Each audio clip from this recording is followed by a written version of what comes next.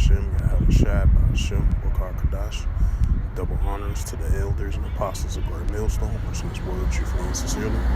And shalom to the Akim, scattered through the four corners of the globe, pushing the word truthfully and sincerely. And shalom to the Akim, that be like unto the speckled bird, pushing the word truthfully and sincerely. I say shalom to you Akim out there. And this is a in the news outside on this November 28th, 2022. On this Monday afternoon at 4:05 p.m. Central Standard Time. And this is a news article for In the News from the Jerusalem Post by Anna Aharahim, if I pronounced that name right, her last name, and published November 28th, 2022, last updated November 28th, 2022. So, the highlight of this news article, when it reads for today in the news, of this walk and talk outside lesson for In the News, and it reads, Israel, U.S. to hold air drills simulation striking Iran nuclear program. It says the drill is one of the largest Israel force drills in years, will include a long-range flight such as those that Israeli pilots might need to make in order to reach Iran. It says the Israel Air Force this week will hold one of the largest drills in years with the United States Air Force simulation offensive strikes against Iran's nuclear program. It says the drill will take place from Tuesday until Thursday over the Mediterranean Sea. In Israel, it will include long-range flights such as those that Israeli pilots might need to make in order to reach a Islamic Republic. The exercise would include refusers as a flight jet from both forces.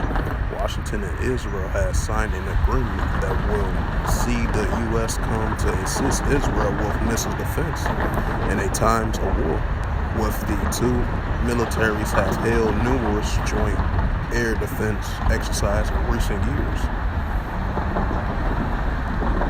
It says tensions between Israel and Iran remains high. Iran will possess over 1,000 short and mid-range ballistic missiles, continues to smuggle weapons into the country, and non-state actors such as Hezbollah, which is estimated to have an arsenal of 50,000 missiles on the Israel northern border. And you have an Iranian-backed facility in Syria as well too. That's why you see the continuing cross-border conflict between the Israeli Defense Force using nuclear strikes over there in Syria, which is backed by Iranian facility. Iranian ally-backed facility over there in Syria and Iraq as well too, especially like the eastern part of Iraq and Syria. But continuing on with the reading, it says with tensions remain high, Iran's nuclear program and regional hostility, Israel and the Islamic Republic has been threatening each other, with senior officials stating that their militaries are capable of striking the other.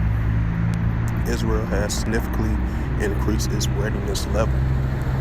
Right, because in the previous years, they've been doing these nuclear strikes and simulation-style types attacks against Israel. Because as you already know, Israel and Iran cannot get along with one another. Israel has significantly increased its readiness level, has taken steps throughout the past year to prepare credible military option against Iran's nuclear facility. So I ain't gonna read all the rest of that, and I'm just bring out the scripture. So that goes to show you that these wars and rumors of wars are heating up on an everyday basis. Because you're gonna have the rumors of wars are increasing in the latter days, and these are the times that we are currently living in.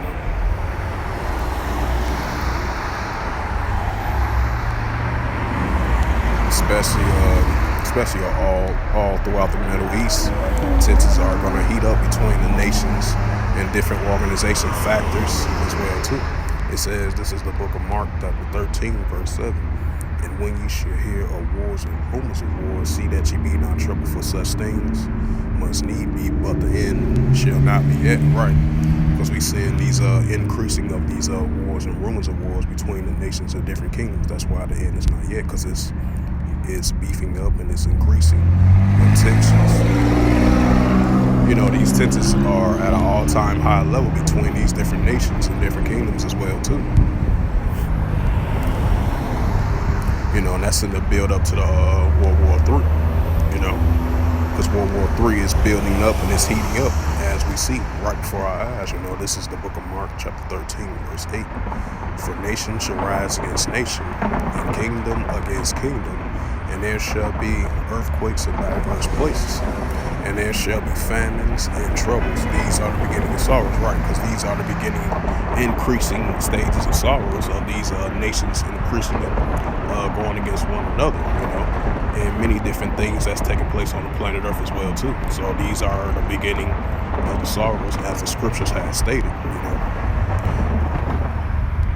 And bring out the book of Luke, chapter 21, verse 9. Salaki.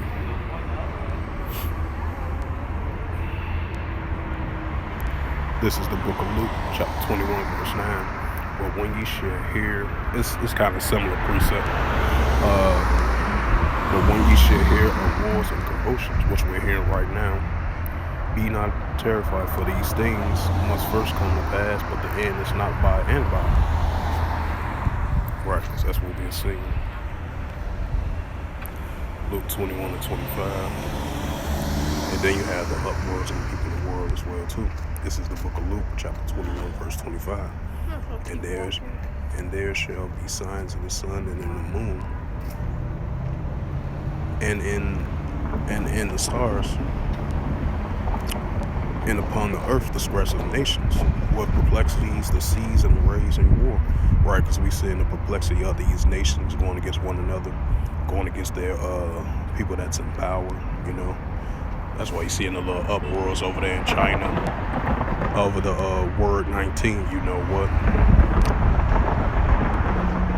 Even though they had eased some of the restrictions over there, but it's uproars in the people in the world, and that's what we're seeing. And we see these nations are increasingly against one another. You have these proxy wars, combat clashes, economic clashes, oil, and many other different things that they're fighting over of. Hostility, on and off conflict, commotions of wars, proxy wars, you name it, etc. So these things are heating up, especially in the Middle East. So with that, this was just a quick outside walk and talk lesson through the spirit, power, grace, and mercy of Yahweh Yahushua. And first and foremost, I'd like to give all praises and glory and honor to Yahweh, Hashem, Yahushua, Hashem, Karkadash. Double honors to the elders and apostles of Islam, preaching His word truthfully and sincerely. And shalom to the Akim, scattered through the four corners of the globe, preaching the word truthfully and sincerely. And shalom to the Akim that be like unto the speckled bird, preaching the word truthfully and sincerely. And until next time, I will say shalom and